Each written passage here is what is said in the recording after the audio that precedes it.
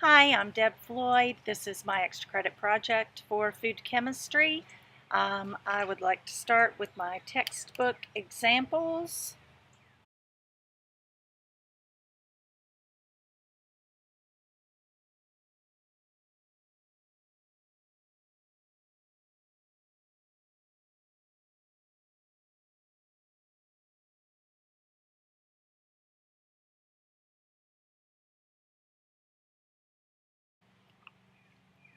Today I'm going to talk about acidulants and pH control, and we would define acidulants as food additives that impart a sour taste.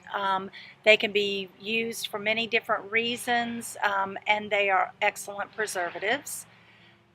We would define pH as the acidity, the alkalinity, or the neutrality of a substance, and we could say that pH is equal to pKa plus log minus salts over acids. They are generally recognized as safe by the FDA. Some common uses for acidulants are to provide sourness, to modify and enhance flavors, to lower the pH, to retard microbial growth, also to lower the pH in order to form gels and products containing pectin. We can increase buffer capacity, we can improve the texture, and we also prevent enzymatic browning. When we are looking at forms of acidulants that we would like to use as additives in products, we might consider their storage and handling issues.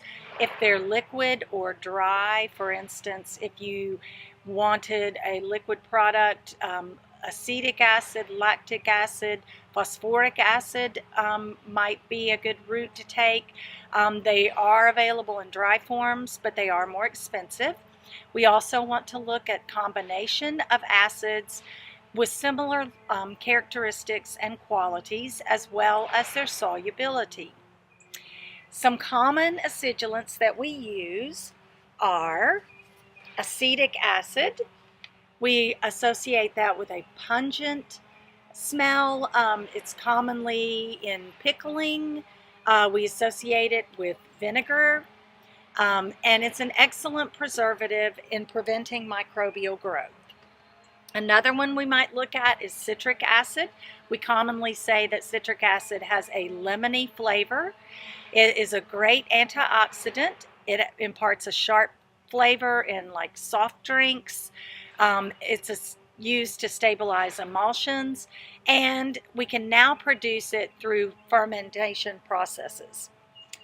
The other that we might use is fumaric acid. It's not commonly used because it has very low solubility, and we manufacture it synthetically in the form of malic acid. The next one we're going to look at is lactic acid, very commonly found in fermented products. It's also produced commonly through anaerobic respiration. We also consider malic acid, which is found in apples and pears and tomatoes and bananas, and also in cherries. So we have our tomato. It's similar to citric acid in its uses, but it is more expensive. Another one we look at is phosphoric acid, very commonly used in the soft drink industry. We say that it has kind of a harsh, biting taste. It is the most commonly used inorganic acid, as most acidulants are organic. And the salts can be used as buffers. The last one we're going to look at is tartaric acid, found in cream of tartar. It's used as a bread improver. It's found in wines, and cream of tartar is used in conjunction and coordination with baking powder in leavened products. Some other sources for my information today could be found at chemistryindustry.biz, as well as understandingfoodadditives.org. Hi, my name is Kelsey Darnall, and I'm going to be talking to you all about carotenoids. So the book pages that cover carotenoids and principles of food chemistry by demand, it's pages 244 to 252. Food Chemistry, Principles and Applications by Hui, Chapter 10, page 2, and Chapter 25, page 12. Food Chemistry by Belitz, Grosh, and Schauberl, page 18. Food Chemistry by Finema, pages 673 through 681, and Introductory Food Chemistry by Brady, pages 520 to 529. So just some background information about carotenoids. They are the most widespread pigment in nature. As you may know, they are red, orange, and yellow hues. In foods, they are dark leafy greens and then colored vegetables. Some examples are spinach and kale, and those actually are green in color because the chlorophylls mask the color of the carotenoids. And then also things like carrots, sweet potatoes, tomatoes, squash are all high in carotenoids. Carotenoids are only produced by plants and then a few microorganisms, but they can be found in some animal tissues if the food that they eat are high in carotenoids. One example would be salmon, which kind of appear orange in color, and that's due to the marine plants that the salmon eat are really high in carotenoids, so that's where they get their color from. Carotenoids are also found in chloroplasts, and they play an extremely important role in photosynthesis. They are secondary pigments in harvesting light energy behind chlorophylls. Carotenoids also have some antioxidant properties in vivo, and some serve as precursors to vitamin A, which is their most prominent role. The most prominent role of carotenoid pigments in our diets and in the diets of other animals.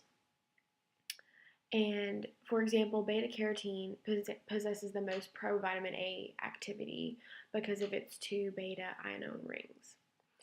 And pro-vitamin A carotenoids in fruits and vegetables are estimated to have between 30 to 100% of the vitamin A requirement in human populations.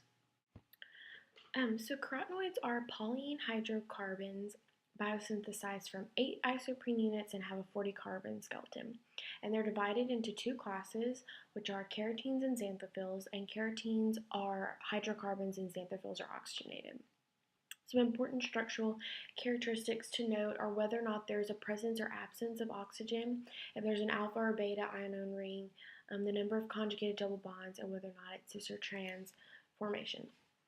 So now we're going to talk about some of the physical properties of carotenoids. They are hydrophobic, so they're soluble in fats and oils and acetone and ethanol. They're moderately heat stable, but they're subject to loss of color due to oxidation.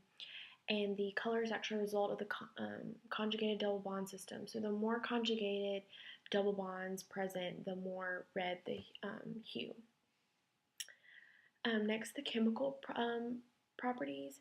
Carotenoids are very sensitive to oxygen and light, and as I just said, undergo oxidation very easily. So when oxygen and light are not present, carotenoids are generally stable at high temperatures. And oxidation is promoted with sulfites, metal ions, and lip oxygenase due to the presence of free radicals. But carotenoids also have antioxidant activity, so they're able to quench and inactivate singlet oxygen that are formed when exposed to light and air. And this quenching ability also depends on the number of conjugated double bonds. But when carotenoids are oxidized, they're actually completely destroyed. So in vivo, carotenoids serve as photoprotectors, protecting against singlet oxygen, and in vitro at low oxygen partial pressures, carotenoids inhibit lipid oxidation, and at high oxygen partial pressures, they act as pro-oxidants, such in beta carotene. So antioxidant functions in carotenoids are actually proposed to limit cancer, cataracts, arteriosclerosis, and the aging process. And there's a lot of research done about each one of these topics if that's something that you're more interested in. So now we're going to talk about isomerization. Generally, carotenoids are present in the all-trans configuration with the exception of algae, which are in the cis configuration. And large numbers of geometrical configurations can result from isomerization because of the large number of conjugated double bonds that are present. The more double bonds, the more possible configurations. For example, beta-carotene potentially has 272 different cis configurations. And this is really important because beta-carotene is responsible for the provitamin A activity, and when there's all trans configurations, there's 53% provitamin A activity, whereas cis there's only 13%. And they're not sure what causes this difference. So a quick note on the effects of processing. Generally, carotenoids are relatively stable during thermal treatments, but actually one interesting note is that blanching does increase the level of carotenoids because it inactivates lip oxygenase. But the most important thing to remember is that oxygen and light are the major factors in carotenoid breakdown. So if there's no oxygen or light present, they are really stable for thermal treatment.